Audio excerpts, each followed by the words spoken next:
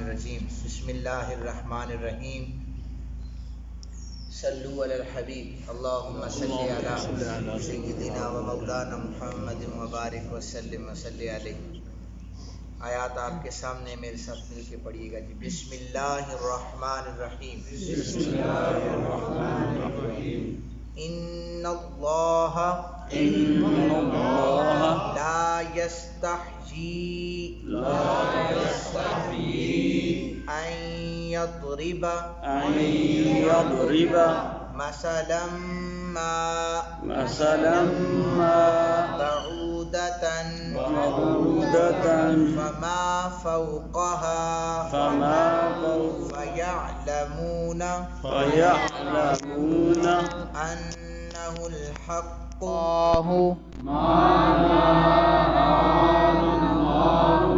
بهذا مثلا يضل به كثيرا ويهدي به كثيرا وما يضل به إلا الفاسقين۔ صدق اللہ العظیم۔ ترجمہ سماعت فرمائیے۔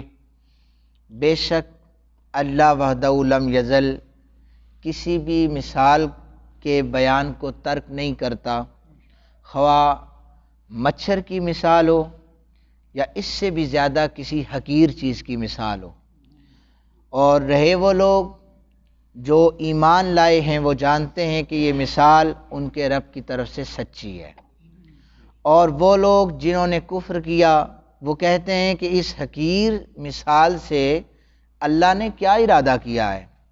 وہ اس مثال کے بیان سے بہت لوگوں کو گمراہی میں مبتلا کرتا ہے اور بہت سے لوگوں کو اس سے ہدایت بھی دیتا ہے، اور وہ صرف فاسقوں کو ہی گمراہی میں مبتلا کرتا ہے۔ یہ اس آیت، ان آیات کا یہ ایک بلکہ آیت ہے، اس کا ترجمہ ہے۔ اللہ تعالیٰ، یہ قرآن کا اسلوب بھی ہے، اللہ وحدہ لم یزل جب کسی چیز کو بیان فرماتا ہے تو اس کی مثال دے کر بات کو سمجھاتا ہے، خواہ مچھر کی مثال دینی ہو یا مکھی کی مثال دینی ہو، کئی جانوروں کی مثالیں دے کر اللہ وحدہ لم یزل نے انسانوں کو متنبہ کیا، انسانوں کو سمجھایا۔ نبی پاک صلی اللہ علیہ وآلہ وسلم بھی جب اپنے صحابہ کرام کو کوئی بات سمجھاتے تھے تو مثال دے کر آپ سمجھایا کرتے تھے۔ عام روٹین میں بھی اگر آپ کسی مثال کے طور پر ریاضی کے سوالات بھی حل کر رہے ہیں تو مثال دے کر ہی سمجھائی جاتی ہے۔ کسی حدیث کو بھی اٹھائیں، اس کی شرح کو اٹھائیں، یا کسی چیز اور کو سمجھنا ہو تو باقاعدہ طور پر مثال دی جاتی ہے۔ اصل میں یہ اسلوب قرآن ہے۔ تو اب آقا کریم صلی اللہ علیہ وسلم کے قلب اطہر پر نازل ہونے والے لاریب کلام میں اللہ وحدہ لم یزل نے آگ سے جلانے کی مثال دی، جو منافقین کی مثال تھی، آگ کے ساتھ تشبیہ دی۔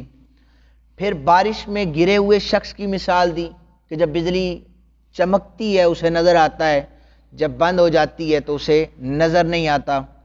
یہ مثالیں دے کر اللہ تعالیٰ نے سمجھایا۔ پھر اللہ نے مکڑی کی مثال دی، اللہ تعالیٰ نے مکھی کی مثال دی، مچھر کی مثال دی، اور مومن جو تھے نا وہ کہتے تھے کہ اللہ تعالیٰ سمجھانا چاہتا ہے، چاہے مچھر کی مثال دے، مکھی کی مثال دے، ہمیں تو قبول ہے۔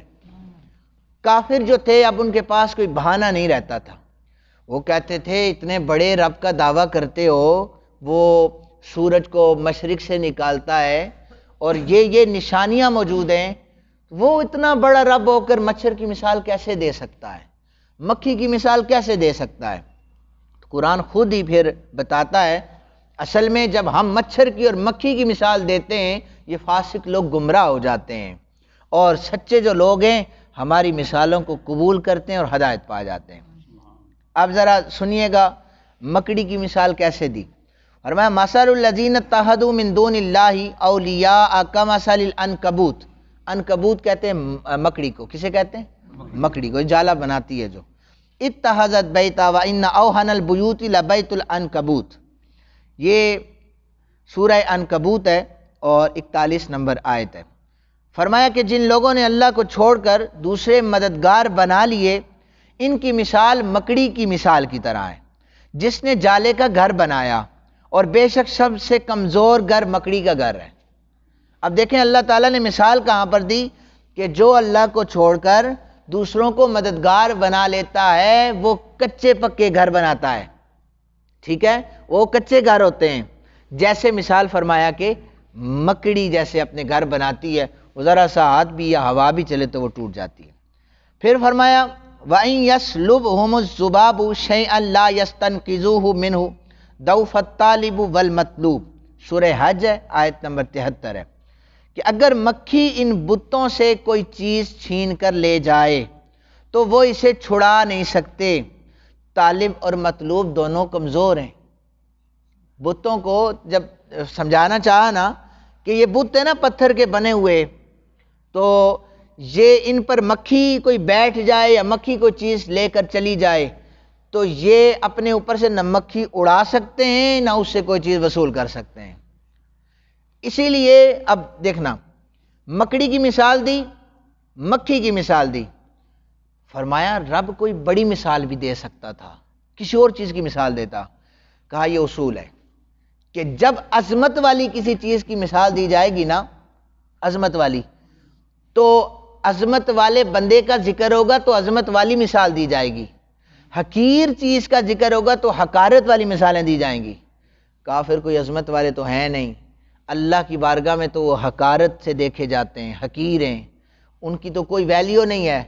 فرمایا تمہارے لیے مکڑیوں کی اور مکھیوں کی مثالیں پیش کر رہا ہوں، تمہارے لیے مچھروں کی مثالیں پیش کر رہا ہوں. اس لیے جب بتوں کا ذکر کیا، اب بت ان کا کیا ہے؟ خدا ہے نا، ان کے نزدیک بہت عظمت والا ہے. فرمایا ہمارے نزدیک اس کی کوئی ویلیو نہیں ہے. مکھی جتنی چیز سے چیز لے کر بھاگ جائے تو واپس لے ہی نہیں سکتا. تو مجھے دوبارہ وہ چیز یاد آ رہی ہے سیدنا ابو بکر پاک والے جمعے پر بھی میں نے بیان کیا، درس حدیث میں بھی، کہ جب ان کے والد گرامی انہیں لے کر گئے نا کہ اس کو سجدہ کرو، تو آپ نے اسے مخاطب کر کے کہا تھا میں ننگا ہوں، کپڑے پہنا، اور میں بھوکا ہوں، کھانا بھی کھلا، اور یہ بھی نہیں کر سکتا، پتھر اٹھا کر اسے چکنا چور کر دیا. تو یہ ان کے جب ان کے الہ کی مثال دی تو مکھی کے ساتھ تشبیہ دی، اور ان کے ایمان کا ذکر کیا کہ میرے صحابہ تو میرے نبی کے چہرے پر دیکھ کر یہ صحابی رسول بنے ہیں، انہوں نے کلمہ پڑھا، ایک اللہ کو مانتے ہیں، تو تم ان کو چھوڑ کر، ان کے رستے کو چھوڑ کر جب دوسری طرف جاؤ گے تو تمہارا گھر، تمہارا مکان، تمہارا ایمان ایسے ہے جیسے مکڑی کا جالا کچا ہوتا ہے. یہ مثالیں دے کر اللہ وحدہ لم یزل قرآن پاک کا جو اسلوب ہے لوگوں کو سمجھا رہا ہے. جو سچے ہیں وہ ہدایت پا جاتے ہیں اور جو جھوٹے ہیں وہ گمراہ ہو جاتے ہیں. اللہ تعالی ہم سب کو سچا ایمان عطا فرمائے.